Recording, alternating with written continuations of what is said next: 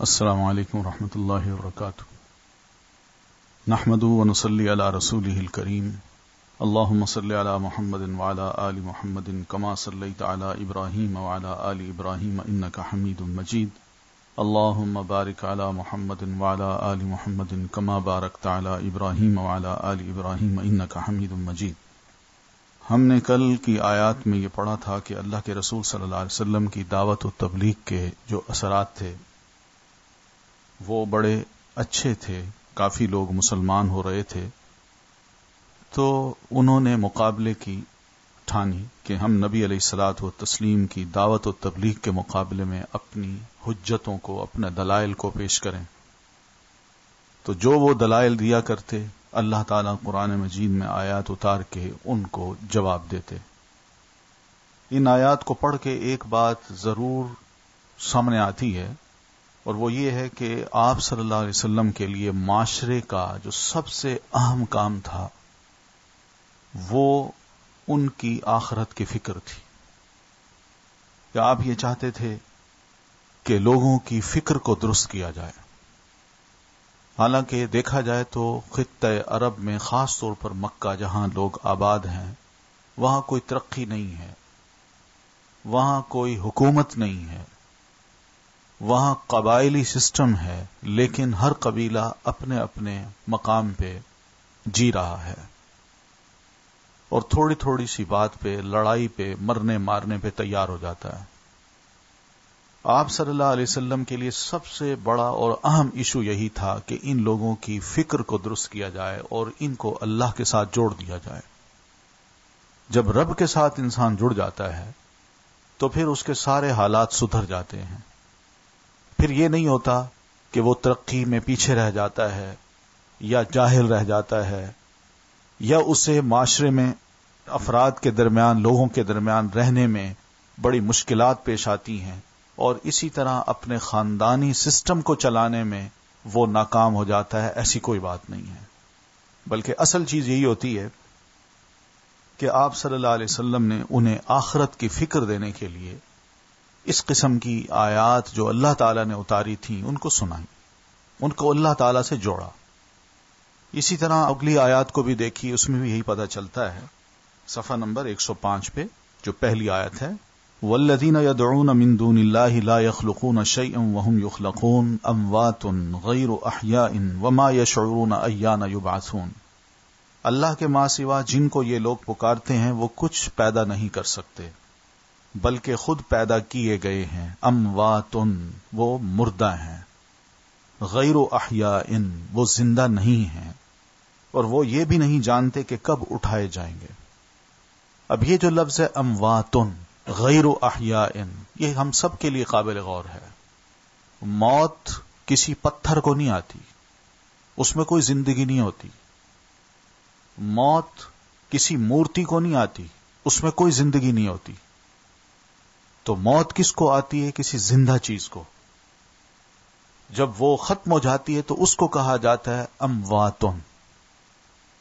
اس لیے یہاں اس آیت سے مراد یہ نہیں ہے کہ وہ بتوں کو پوجا کرتے تھے، بلکہ مطلب یہ کہ کچھ ہستیاں تھیں، کچھ نیک لوگ تھے جو دنیا میں رہتے تھے. وقت کے ساتھ ساتھ جب ان کا انتقال ہوا تو بعد کے لوگ ان افراد کو جو فوت ہو گئے، جو اموات ہیں، جو غیر احیاء ہیں، ان کو پکارنے لگے. تو اس لیے یہ بات قرآن مجید نے واضح طور پر کہی ہے کہ پہلے لوگوں میں بھی بزرگوں کو، نیک لوگوں کو پوجنے کی، ان کو پکارنے کی، ان کے سامنے اپنی حاجات کو رکھنے کی، انہیں اپنا مشکل کشا سمجھنے کی سوچ تھی، فکر تھی. وہ اللہ سے کٹ گئے تھے، انہیں اللہ تعالیٰ کی کوئی پہچان نہیں تھی. اس لیے آگے فرمایا وما یشعرون ایان یبعثون. شعور کس کو ہوتا ہے؟ ایک زندہ انسان کو ہوتا ہے، زندہ چیز کو ہوتا ہے، پتھر کو نہیں ہوتا. تو جب اس کی زندگی اس سے لے لی جاتی ہے تو اس کا شعور ختم، اور جب شعور ختم تو اب اس کو کوئی علم نہیں کہ میں نے کب اٹھنا ہے.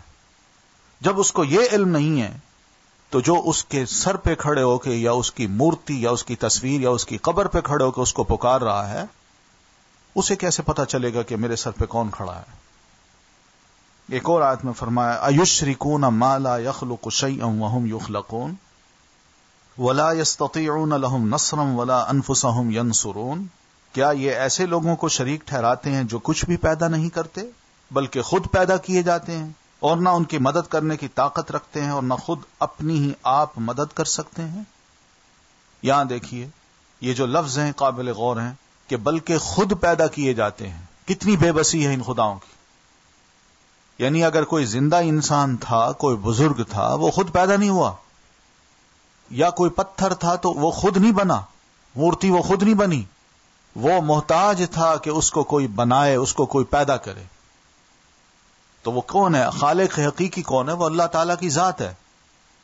تو پھر یہ دوسروں کی مدد کیسے کر سکتے ہیں جب انہوں نے اپنی مدد نہیں کی کہ اپنے آپ کو خود پیدا کر سکتے، بلکہ اپنی پیدائش کے لیے بھی یہ دوسرے کی طاقت کے یا دوسرے کے اختیار کے محتاج تھے، اور وہ طاقت اور احتیاج کس کی تھی؟ اللہ تعالیٰ کی۔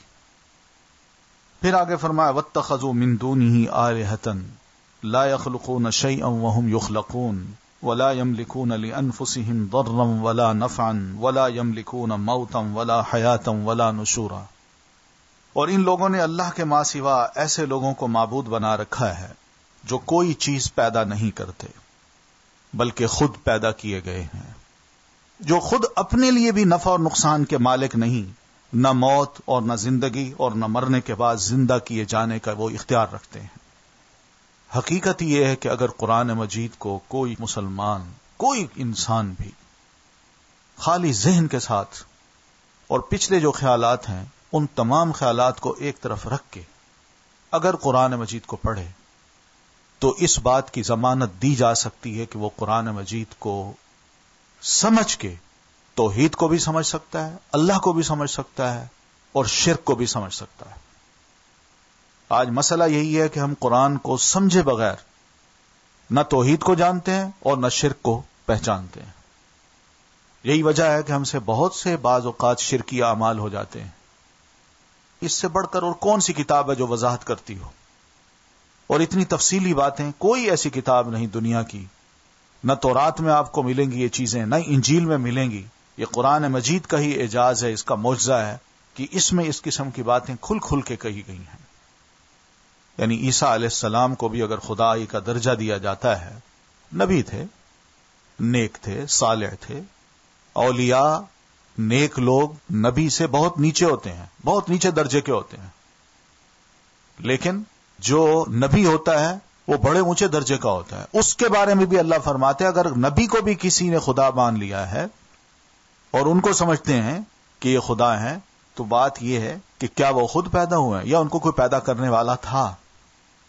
پھر یہ کہ جو خود اپنے لیے بھی نفع اور نقصان کے مالک نہیں ہیں، یعنی ان کو بھی اگر تکلیف پہنچے، آنا چاہے ان کی طرف، تو ان کے پاس اتنی ہمت نہیں ہے کہ وہ اس تکلیف کو دور کر سکے، جائے کہ دوسروں کی تکلیف وہ دور کرے۔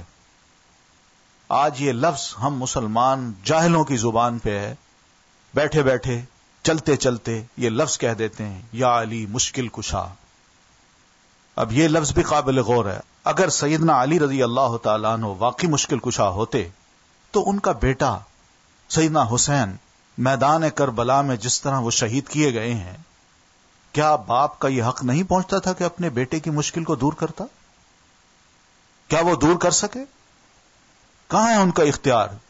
یہ ہم لوگوں کو تو کہہ دیتے ہیں، لیکن سوچنے کی بات یہ کہ کیا واقعی سیدنا علی رضی اللہ تعالیٰ عنہ ایسے تھے؟ نہیں تھے وہ۔ اس لیے جو خود اپنے لیے بھی نفع اور نقصان کے مالک نہیں، نہ موت اور نہ زندگی اور نہ مرنے کے بعد زندہ کیے جانے کا وہ اختیار رکھتے ہیں۔ جب اللہ نے ان شرکاء کی بے بسی اور لاچاری بیان کر ڈالی اور بتا دیا کہ مشرکین کی کسی بھی گمان کردہ چیز پر وہ کوئی قدرت نہیں رکھتے، یعنی ان کے خدا، تو مان ساتھ ہی اس کا نتیجہ بھی بتا دیا کہ ان کو اپنی ضرورت کے لیے پکارنا اور ان سے کوئی امید رکھنا بالکل باطل اور فضول ہے، اس کا قطعاً کوئی فائدہ نہیں۔ اللہ تعالیٰ نے اس سلسلے میں چند نہایت دلچسپ مثالیں بھی بیان کی۔ ایک اور جگہ فرمایا والذین یدعون من دونہ لا يستجیبون لهم بشیء الا کباسط کفیہ الی الماء لیبلغ فاہ وما هو ببالغہ وما دعاء الکافرین الا فی ضلال. یہ لوگ اللہ کے ماں سوا جن کو پکارتے ہیں وہ ان کی پکار کا قطعاً کوئی جواب نہیں دے سکتے مگر جیسے کوئی شخص پانی کی طرف اپنی دونوں ہتھیلیاں پھیلا دے کہ وہ پانی اس کے منہ میں آ جائے، حالانکہ وہ منہ میں آ ہی نہیں سکتا. بالکل، یعنی پانی کے اندر یہ قوت نہیں ہے کہ وہ اٹھے اور بندے کے یعنی ہاتھ میں آ جائے یا اس کے منہ میں آ جائے. ہاتھ پھیلانے سے کوئی کام نہیں ہوگا. بس اسی طرح ان کافروں کی پکار سوائے بھٹکنے کے اور کچھ نہیں. یہ واضح سی مثالیں ہیں. یہ بات بیان کر کے مشرکین سے ذرا سوچنے کے لیے کہا گیا ہے. وہ جانتے تھے کہ اللہ تعالیٰ ہی نے ہر چیز کو پیدا کیا ہے اور ان کے معبودوں نے کچھ بھی پیدا نہیں کیا، اور نہ وہ کچھ پیدا کرنے کی طاقت رکھتے ہیں، بلکہ وہ خود اللہ کے پیدا کیے ہوئے ہیں. اس لیے ان سے کہا گیا کہ تم نے تو اللہ تعالیٰ کو جو خالق اور قادر ہے اور اپنے ان شرکاء کو جو مخلوق اور بالکل بے بس ہیں یکساں اور برابر کر دیا. بھلا یہ کیا بات ہوئی کہ تم اللہ کو بھی پوچھتے ہو اور ان شرکاء کو بھی پوچھتے ہو، اللہ کو بھی پکارتے ہو اور ان کو بھی پکارتے ہو. آخر عبادت اور پکار کے معاملے میں تم نے دونوں کو برابر کیسے کر دیا؟ افمن یخلق کمن لا یخلق افلا تذکرون. کیا جو پیدا کرتا ہے وہ پیدا نہ کرنے والے کی طرح ہے؟ تم لوگ سمجھتے کیوں نہیں؟ یہ انداز ہے قرآن مجید کا. جب یہ سوال ان کے سامنے رکھا گیا تو وہ بالکل بھونچکا رہ گئے. ان کی ساری حجت اور بحث جاتی رہی. وہ شرمندہ ہو کر چپ ہو رہے. پھر انہیں ایک غلط بات سجھائی دی. وہ کہنے لگے دیکھو ہمارے باپ دادا سارے انسانوں سے زیادہ عقل مند تھے. لوگوں میں ان کی عقل مندی کا شہرہ تھا اور دور دور تک لوگ اس بات کو تسلیم کرتے تھے، اور ان سب لوگوں کا دین وہی تھا جو ہمارا ہے. لہذا کیسے ہو سکتا ہے کہ یہ دین باطل اور گمراہی والا دین ہو؟ خود نبی صلی اللہ علیہ وسلم کے باپ دادا اور مسلمانوں کے باپ دادا بھی اسی دین پر تھے. اس کا جواب یہ دیا گیا کہ وہ لوگ ہدایت پر نہ تھے کیونکہ انہوں نے حق کا راستہ پہچانا نہ اس کو اختیار کیا، جس کے نتیجے میں وہ گمراہ ہو گئے کیونکہ وہ کچھ سمجھتے نہ تھے. تو یہ مطلب کبھی اشاروں کنایوں میں بیان کر دیا جاتا اور کبھی کبھی کھلم کھلا بھی کہہ دیا جاتا تھا، جیسے اللہ تعالیٰ نے فرمایا انہم الفوا آباءہم ضالین فہم علی آثارہم یہرعون. انہوں نے اپنے باپ دادا کو گمراہ پایا تو خود بھی انہی کے نقش قدم پر دوڑے جا رہے ہیں. اسی کے ساتھ ایک بات یہ بھی چل رہی تھی کہ مشرکین نبی صلی اللہ علیہ وسلم اور مسلمانوں کو اپنے خداؤں سے ڈرایا کرتے تھے. کہتے تھے تم لوگ ہمارے معبودوں کو بے بس کہہ کر ان کی شان میں گستاخی کر رہے ہو، لہذا بہت جلد ان کا غضب تم پر نازل ہوگا اور وہ تمہیں بھسم کر کے رکھ دیں گے یا خپتی بنا کر رکھ دیں گے. خپتی کا مطلب پاگل. ان کی بددعائیں لگیں گی، ہمارے خداؤں کی مار پڑے گی تم پہ، اور یہ حالت ہوگی تمہاری کہ تم پر اللہ کا غضب ہوگا یا ان کا غضب ہوگا. وہ تم سے ناراض ہوں گے، وہ تمہیں بھسم کر کے رکھ دیں گے اور پاگل ہو جاؤ گے، تمہاری عقل جاتی رہے گی. یہ دھمکی ٹھیک ویسی ہی تھی جیسے پچھلے لوگ اپنے نبیوں کو دیا کرتے تھے. ان نقول الا اعتراک بعض آلہتنا بسوء. ہم تو یہی کہتے ہیں کہ تمہیں ہمارے بعض معبودوں کی بد دعا لگ گئی ہے. پہلے انبیاء کو ان کی قومیں یہی کہا کرتی تھی اور نبی علیہ الصلوۃ والتسلیم کو بھی یہی کہنے لگے. اس کے جواب میں مشرکین کو وہ حقیقت یاد دلائی گئی جسے وہ خود رات دن دیکھتے رہتے تھے. آج بھی اس طرح کی جو باتیں ہیں کہ کسی ہمارے بعض معبودوں کی بد دعا لگ گئی ہے، آج بھی اس جملے کو کسی اور طرح سے کہا جاتا ہے. تو اس کے جواب میں مشرکین کو وہ حقیقت یاد دلائی گئی جسے وہ خود رات دن دیکھتے رہتے تھے کہ ان کے یہ معبود اپنی جگہ سے ہل سکتے ہیں، نہ ذرا آگے پیچھے ہو سکتے ہیں، نہ خود اپنی کوئی تکلیف رفع کر سکتے ہیں، تو بھلا یہ مسلمانوں کو کیا نقصان پہنچائیں گے. تو یہ خود اپنی آنکھوں سے لوگ دیکھتے تھے.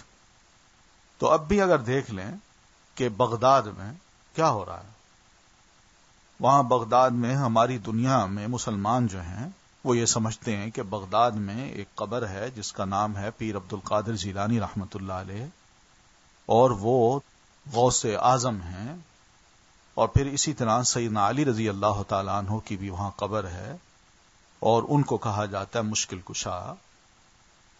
سب کچھ ہو رہا ہے وہاں، بمباری ہو رہی ہے، حتیٰ کہ ان کے صحن میں جا گرتا ہے، اور پھر بے شمار لوگ مارے جاتے ہیں۔ کبھی کبھی کوئی میزائل آتا ہے اور گنبد پھاڑ کے اندر سے نکل جاتا ہے۔ یہ سب خبریں ہم اخباروں میں پڑھ چکے ہیں۔ تو جب یہ حالت ہو، دیکھتا ہے انسان کہ واقعی یہ مشکلات ہیں، کہ خود اپنی آنکھوں سے دیکھ بھی رہے ہیں، ٹی وی پر بھی، اخبارات میں بھی پڑھتے ہیں کہ ان کے معبود اپنی جگہ سے ہل سکتے ہیں، نہ ذرا آگے پیچھے ہو سکتے ہیں، نہ خود اپنی کوئی تکلیف رفع کر سکتے ہیں، تو بھلا یہ مسلمانوں کو کیا نقصان پہنچائیں گے؟ الہم ارجل یمشون بہا ام لہم ایدی یبطشون بہا ام لہم اعین یبصرون بہا ام لہم آذان یسمعون بہا قل ادعوا شرکاءکم ثم کیدونی فلا تنظرون۔ کیا ان خداؤں کے پاؤں ہیں جن سے یہ چل سکتے ہیں؟ کیونکہ کوئی چلے تو مدد کرے گا نا۔ یا ان کے ہاتھ ہیں جن سے یہ پکڑ سکتے ہیں؟ کسی کو پکڑیں گے تو سہارا دیں گے نا۔ یا آنکھیں ہیں جن سے دیکھ سکتے ہیں؟ یا کان ہیں جن سے یہ سن سکتے ہیں؟ یہ سوال ہیں۔ نہیں ہے، یعنی کچھ بھی نہیں ہے ان کے پاس۔ نہ یہ حرکت کر سکتے ہیں، نہ یہ ہاتھ سے پکڑ سکتے ہیں، نہ ان کی کان ہیں، نہ ان کی آنکھیں ہیں، کچھ بھی نہ سن سکتے ہیں نہ دیکھ سکتے ہیں۔ تو جو نہ دیکھ سکے، نہ سن سکے، نہ چل سکے، نہ پکڑ سکے، وہ کس طرح دوسرے کی سنے گا؟ کس طرح دوسرے کا دامن پکڑے گا؟ ہم تو کہتے ہیں پکڑ لو دامن اس کا، مت چھوڑو اس کو۔ اے نبی کہہ دیجئے کہ تم لوگ اپنے شرکاء کو پکارو، پھر میرے اوپر اپنا داؤ چلاؤ اور مجھے مہلت نہ دو۔ یہ مومن کا جواب ہوتا ہے کہ مجھے اللہ پر اعتماد ہے، جو تکلیف آئی اس کی طرف سے آئے گی، کوئی مجھے تکلیف نہیں پہنچا سکتا۔ کسی کی بد دعائیں یا کسی کی مار مجھ پر نہیں پڑ سکتی جب تک اللہ نہیں چاہے گا۔ تو اس لیے تم جو داؤ چلنا چاہتے ہو چلو، تم اپنے خداؤں کے بارے میں جو کہنا چاہتے ہو تم کرتے رہو، کہتے رہو، مگر میں تم لوگوں کو ایک اللہ واحد کی طرف بلاتا رہوں گا۔ ایسے ہی موقع پر ایک کھلی مثال بیان کی گئی، جیسے اللہ تعالی نے فرمایا یا ایھا الناس ضرب مثل فاستمعوا له ان الذين تدعون من دون الله لن يخلقوا ذبابا ولو اجتمعوا له وان يسلبهم الذباب شيئا لا يستنقذوه منه ضعف الطالب والمطلوب۔ لوگوں، ایک مثال بیان کی جا رہی ہے، غور سے سننا۔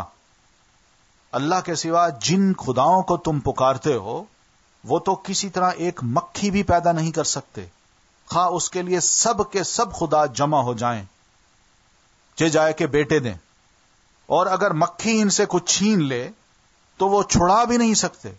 ان کے پاس تو اتنی طاقت بھی نہیں ہے کہ ایک مکھی پر کنٹرول نہیں ہے ان کا۔ طالب و مطلوب دونوں کمزور ہیں، دونوں کمزور ہیں۔ تو وہ اللہ تعالی کی ذات ہی ہے جس کو طاقتور سمجھنا چاہیے۔ پھر فرمایا مثل الذین اتخذوا من دون اللہ اولیاء کمثل العنکبوت اتخذت بیتا وان اوہن البیوت لبیت العنکبوت لو کانوا یعلمون۔ آج کے دور کی یہ بڑی زبردست مثال ہے۔ یہ اصل چیز یہ ہے کہ ہمارے پاس ایمان ہونا چاہیے کہ ان لوگوں کے مثال جنہوں نے اللہ کے ماں سوا کو اولیاء مان لیا ہے، اللہ کو چھوڑ کر دنیا کی کچھ شخصیتیں ہیں یا طاقتیں ہیں، ان کو سمجھ رکھا ہے کہ یہی سارے ہمارے پروٹیکٹر ہیں۔ اولیاء کا مطلب یہاں کیا ہے؟ پروٹیکٹر ہیں، وہ یہی سمجھتے ہیں۔ تو ایسے لوگوں کو اللہ تعالیٰ فرماتے ہیں اس مکڑی جیسی ان کی مثال ہے جس نے گھر بنایا۔ مکڑی کا گھر ویب اور WWW یہ سب جانتے ہیں، اور یہ کس کا ماٹو ہے؟ UNO کا۔ ایک پورا ورلڈ وائڈ ویب ہے۔ ویب جو ہے اس کو اللہ تعالیٰ فرما رہے ہیں کہ یقیناً سب سے کمزور گھر مکڑی کا گھر ہوا کرتا ہے، سب سے کمزور۔ اور کس کے لیے سب سے کمزور ہے؟ جو اللہ پر اعتماد رکھتا ہے، جو مومن ہے، صحیح معنوں میں موحد ہے۔ وہ تو اپنی انگلی کے اشارے سے یوں اس ویب کو توڑ سکتا ہے، قرآن نے کہا ہے کاش یہ لوگ جانتے، کاش یہ لوگ جانتے۔ ان کے خداؤں کی اس بے بسی کو بعض مسلمانوں نے بھی بڑے دلچسپ انداز سے بیان کیا ہے۔ ایک بدو تھا، وہ گیا اپنے خدا کو پوجنے، تو وہ خدا اس کا کسی گھر میں تھا، تو رات کو لومڑی آئی اور اس کے سر پہ پیشاب کر گئی۔ وہ صبح آیا تو اس نے دیکھا کہ یہ کیا ہے، تو اس موقع پہ اس نے اپنے اس خدا سے نفرت کا اظہار کرتے ہوئے اسلام کو قبول کیا۔ اور اس موقع پہ کیا شعر کہتا ہے ارب یبول الثعلبان برأسہ لقد ذل من بالت علیہ الثعالب۔ بھلا ایسا بھی پروردگار ہو سکتا ہے کہ جس کے سر پر لومڑی پیشاب کر دے؟ یقیناً جس کے سر پر لومڑیاں پیشاب کر دیں وہ ذلیل ہیں، وہ خدا نہیں بن سکتے۔ لیکن جب نوبت اس کھلم کھلا نقد و تبصرے تک پہنچ گئی تو مشرکین بھڑک اٹھے، تو انہوں نے مسلمانوں کو بھی گالیاں دی اور ان کے پروردگار کو بھی، یعنی اللہ تعالیٰ کو بھی برا بھلا کہنے لگ گئے۔ اس پر اللہ تعالیٰ نے مسلمانوں کو ٹوکا کہ دوبارہ اس طرح کی باتیں نہ کریں، بس اتنا فرمایا وَلَا تَسُبُّوا الَّذِينَ يَدْعُونَ مِن دُونِ اللَّهِ فَيَسُبُّوا اللَّهَ عَدْوًا بِغَيْرِ علم۔ دھیان کرنا، مشرکین جو اللہ کے ماں سوا جن کو پکارتے ہیں تم انہیں برا بھلا نہ کہو، یعنی ان کے خداؤں کو برا بھلا نہ کہو، ورنہ وہ مشرکین بھی دشمنی کے جوش اور نادانی میں اللہ تعالیٰ کو گالیاں دے دیں گے۔ بہرحال جب بحث و حجت سے کام بنتا نظر نہ آیا تو مشرکین نے طے کیا کہ اسلام کی دعوت کو بزور طاقت کچل دیں اور لوگوں کو اللہ کے راستے سے روک دیں۔ چنانچہ بڑے لوگوں اور قبائل کے سرداروں نے اپنے اپنے قبیلے کے مسلمانوں کو اذیتیں دینا شروع کر دی۔ یہ پھر حل انہوں نے سوچا کہ دلائل دیے ہیں، بحث و حجت بھی کی ہے، بہت کچھ سمجھایا ہے، لیکن آیات پہ آیات سناتے ہیں، مثالیں دیتے ہیں، یا اللہ کے رسول یا قرآن مجید، تو باتیں ہماری تو سمجھ میں نہیں آتی لیکن دوسرے لوگ سمجھ جاتے ہیں اور وہ مسلمان ہو رہے ہیں، تو اب کوئی اور راستہ نہیں ہے سوائے اس کے کہ ان لوگوں کو ہم کچل دیں، ان کو ماریں، ان کو اذیتیں دیں اور ان کو اپنے علاقے سے نکال دیں۔ اور ان کا ایک وفد ابو طالب کے پاس گیا، نبی علیہ السلام کے چچا کے پاس، اور انہیں کہا کہ وہ رسول اللہ صلی اللہ علیہ وسلم کو اسلام کی تبلیغ سے منع کریں۔ اگلے مسلمانوں کو تعذیب، یعنی اب مسلمانوں کی آزمائشیں شروع ہو جاتی ہیں، ان کو مشرکوں کی طرف سے مشکلات کا سامنا کرنا پڑ رہا ہے۔ تو اس منصوبے کے تحت مسلمانوں کو ایسی ایسی تکلیفیں دی گئیں کہ ان کے تصور ہی سے رونگٹے کھڑے ہو جاتے ہیں اور دل شق ہو جاتا ہے۔ مثلا سیدنا بلال ابن رباح رضی اللہ عنہ امیہ بن خلف کے غلام تھے، مسلمان ہو گئے، کلمہ پڑھ لیا انہوں نے، تھے اس کے غلام، نبی علیہ الصلوۃ والتسلیم کی دعوت کو انہوں نے قبول کر لیا غلامی کے باوجود۔ امیہ کو بڑا غصہ آیا اور وہ سردار بھی تھا، وہ یہ پلان کر رہا تھا کہ کسی طرح ہم رسول اللہ صلی اللہ علیہ وسلم کی دعوت کو پھیلنے سے روکیں، ان کو ہم دلائل فراہم کریں، لیکن ان کی باتیں تو میرے گھر میں داخل ہو گئی ہیں، میرا اپنا غلام جس کو میں نے خریدا ہے اس کی سوچ وہ محمد صلی اللہ علیہ وسلم والی بن گئی ہے، جسم اس کا میرے تابع ہے مگر سوچ اس کی وہ ہے، سوچ کو بدل دیا ہے۔ یہ اصل چیز تھی جو کہ دوسروں کے لیے باعث تکلیف تھی کہ نبی علیہ الصلوۃ والتسلیم نے ایسے کام کیوں کیے ہیں۔ تو امیہ ان کے گلے میں رسی ڈال کر بچوں کے حوالے کر دیتا اور وہ انہیں کھینچتے پھرتے مکہ کے پہاڑوں میں۔ اس دوران بلال رضی اللہ تعالیٰ عنہ احد احد کہتے رہتے، ایک ہی صرف اللہ اور کوئی نہیں، ایک کی عبادت کروں گا، ایک ہی کو پکاروں گا۔ احد احد کا مطلب یہ تھا کوئی اور نہیں ہے۔ اس کے علاوہ امیہ ان کو دوپہر کی چلچلاتی دھوپ میں جلتی ریت یا پتھر پر ڈال کر سینے پر بھاری پتھر رکھوا دیتا، پھر کہتا یا تو محمد صلی اللہ علیہ وسلم کے ساتھ کفر کر اور لات و عزا کی پوجا کر، یا اسی حالت میں پڑا پڑا مر جا۔ لیکن برابر بلال یہی کہتے، احد احد احد احد۔ ایک روز سیدنا ابو بکر رضی اللہ تعالیٰ عنہ گزرے، حضرت بلال رضی اللہ تعالیٰ عنہ کو اسی طرح کی اذیت دی جا رہی تھی۔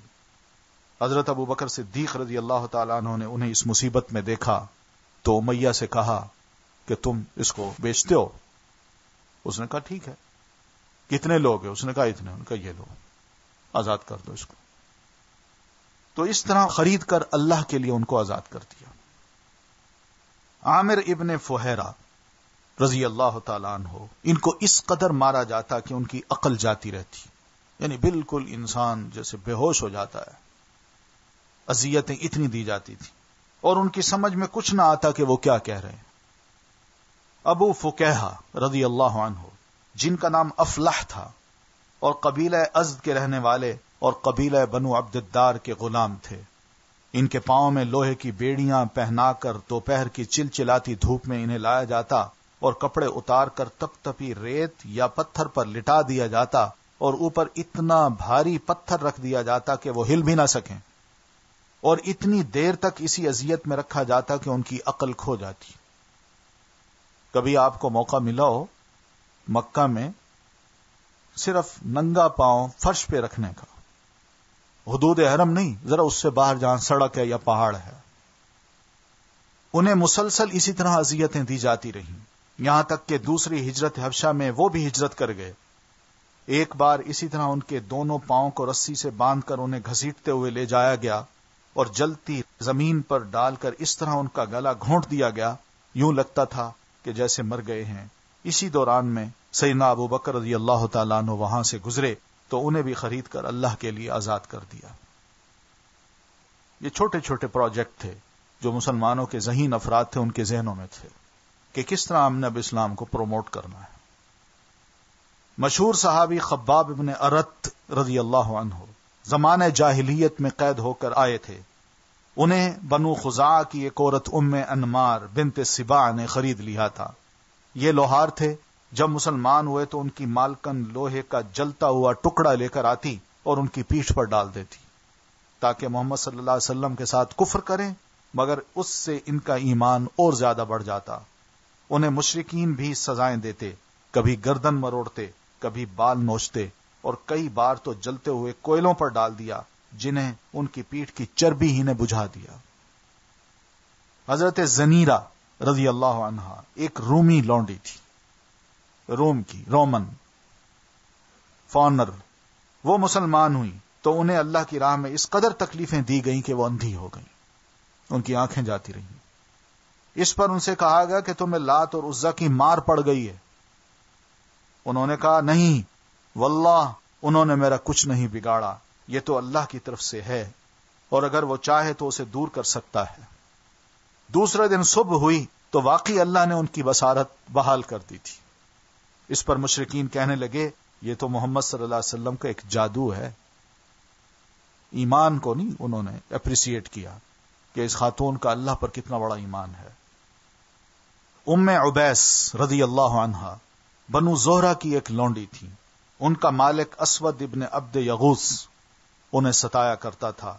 یہ رسول اللہ صلی اللہ علیہ وسلم کا بڑا کٹر دشمن تھا اور آپ کا مذاق اڑایا کرتا تھا. بنو عدی کے عمر بن مؤمل کی ایک لونڈی مسلمان ہوئی تو انہیں عمر بن خطاب ستایا کرتے تھے. وہ ابھی مسلمان نہیں ہوئے تھے. چنانچہ انہیں اتنا مارتے کہ حضرت عمر خود تھک جاتے تھے، پھر چھوڑ کر کہتے کہ میں نے کسی مروت کی بنا پر نہیں چھوڑا بلکہ مارتے مارتے اکتا گیا ہوں، میں نے اس لیے چھوڑا ہے. وہ کہتی تیرا رب بھی تیرے ساتھ ایسا ہی کرے گا.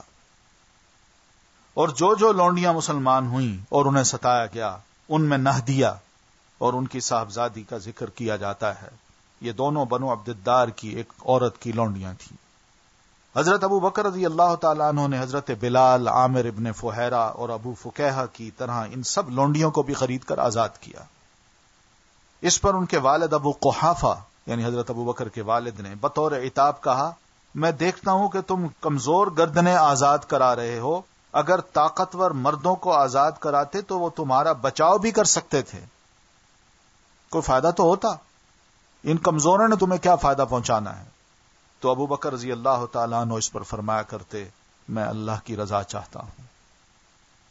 اس پر اللہ نے ان کی تعریف اور ان کے دشمنوں کی مذمت میں یہ آیت اتاری جس میں فرمایا فَأَنذَرْتُكُمْ نَارًا تَلَظَّى لَا يَصْلَاهَا إِلَّا الْأَشْقَى الَّذِي كَذَّبَ وَتَوَلَّى وَسَيُجَنَّبُهَا الْأَتْقَى الَّذِي يُؤْتِي مَالَهُ يَتَزَكَّى وَمَا لِأَحَدٍ عِندَهُ مِن نِّعْمَةٍ تُجْزَى إِلَّا ابْتِغَاءَ وَجْهِ رَبِّهِ الْأَعْلَى وَلَسَوْفَ يَرْضَى۔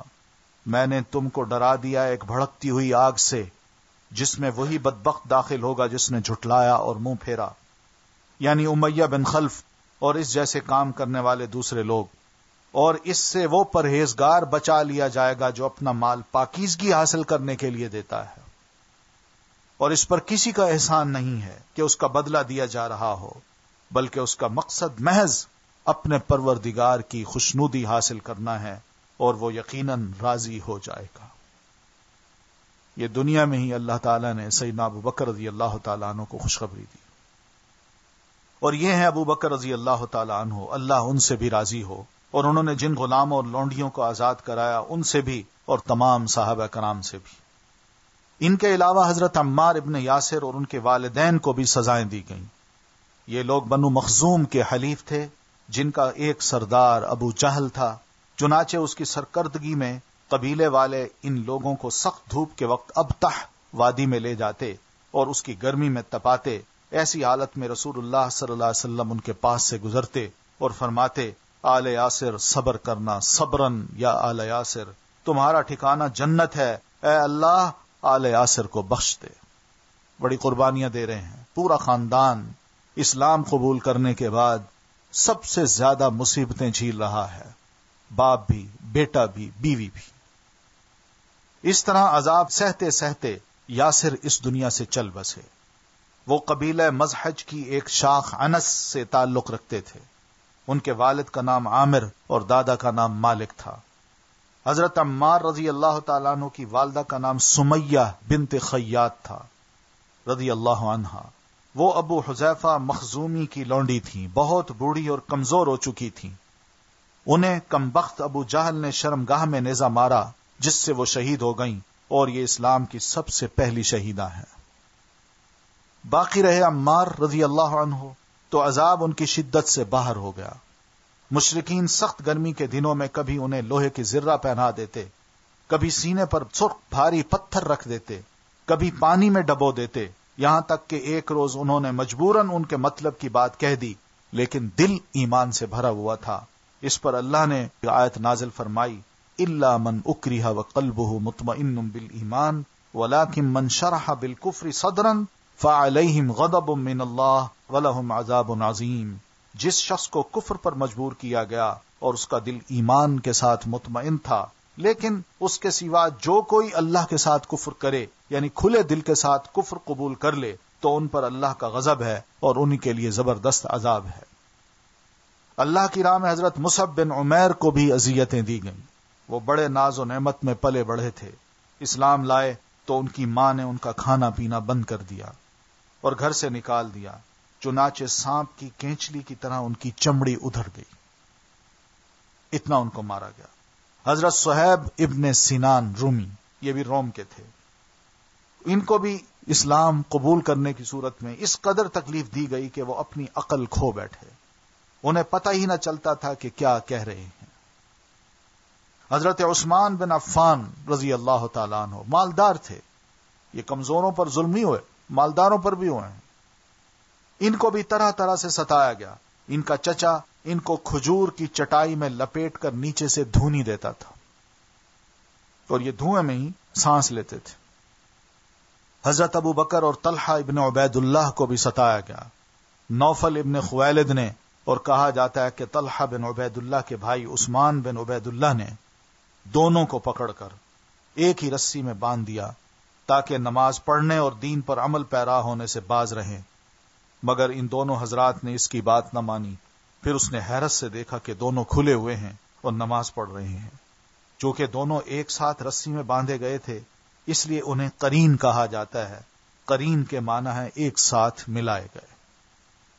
تو کسی نے ان کی رسی کھول دی، فرشتے نے کھولی، اللہ نے کھلوائی، لیکن وہ حیران ہوتا تھا کہ میں نے تو باندھا ہے، لیکن اب دیکھ رہا ہوں یہ الگ الگ کھڑے نماز پڑھ رہے ہیں۔ ابو جہل کا حال یہ تھا کہ وہ جب کسی با اثر اور بچاؤ کی طاقت رکھنے والے آدمی کے اسلام لانے کی خبر سنتا تو اسے ڈانٹتا، پھٹکارتا اور دھمکیاں دیتا کہ مال و عزت کو سخت نقصان پہنچاؤں گا اور اگر کوئی کمزور آدمی اسلام لاتا تو اسے خود بھی مارتا اور دوسروں کو بھی شہ دیتا. یہ ان کے ٹیکٹکس ہوتے تھے. غرض جس کسی کے بھی مسلمان ہونے کا پتہ چلتا مشرکین اس کے در پہ آزار ہو جاتے اور جہاں تک بس چلتا ستاتے اور تکلیفیں دیا کرتے تھے. یہ زیادتیاں تو کمزور اور عام مسلمانوں کے ساتھ ہو رہی تھیں، لیکن بڑے اور معزز لوگوں میں سے کوئی مسلمان ہوتا تو مشرکین کو بھی ہاتھ اٹھانے سے پہلے بار بار سوچنا پڑتا. چنانچہ ایسے مسلمان سے اس کے ہم پلہ لوگ ہی حد درجہ احتیاط اور سوچ بچار کے بعد ٹکرانے کی جرت کرتے تھے. غریبوں پر ہاتھ چلتا ہے نا جلدی، جو بے بس ہوں. تو یہ تو ہے ابتدا. ابھی نبی علیہ الصلوۃ والتسلیم نے ابھی دعوت کا کام شروع ہی کیا ہے کہ لوگ اس قدر مشتعل ہو گئے ہیں اور ماحول میں ایک اضطراب سا پیدا ہو گیا ہے. بہرحال دیکھیے آگے کیا ہوتا ہے کہ نبی علیہ الصلوۃ والتسلیم اور ادھر مشرکین مکہ، اب یہ دو واضح گروپ ہیں. تاریخ ہمیں یہی بتاتی ہے کہ نبی علیہ الصلوۃ والتسلیم کا رد عمل کیا تھا اور ان کا شدید رد عمل کیا تھا. لیکن اس رد عمل میں کیا رسول اللہ صلی اللہ علیہ وسلم نے اخلاق کا یا صبر کا دامن ہاتھ سے چھوڑا؟ 13 سالہ زندگی میں ہم یہی پڑھیں گے کہ نبی علیہ الصلوۃ والتسلیم نے کبھی کوئی بد اخلاقی نہیں کی، اور صحابہ کرام کو بھی یہی کہا کہ صبر کیجیے. لیکن دوسری طرف 13 سال کے مسلسل کوشش کے باوجود کہ کسی طرح مسلمانوں کا پیغام نہ پھیلے، اور اس کے اثرات بھی وہ دیکھ رہے ہیں، مگر ان کی نفرت میں، عداوت میں، تعصب میں جہاں زیادتی آ رہی تھی، اضافہ ہو رہا تھا، وہاں انہوں نے اخلاق کے، حیا کے جو دامن تھے وہ بھی تار تار کر دیے تھے. ان کا انشاءاللہ ہم پھر مطالعہ کریں گے. یہیں تک اکتفا کرتے ہیں. سبحانک اللہم و بحمدک نشہد ان لا الہ الا انت نستغفرک و نتوب الیک. السلام علیکم و رحمۃ اللہ.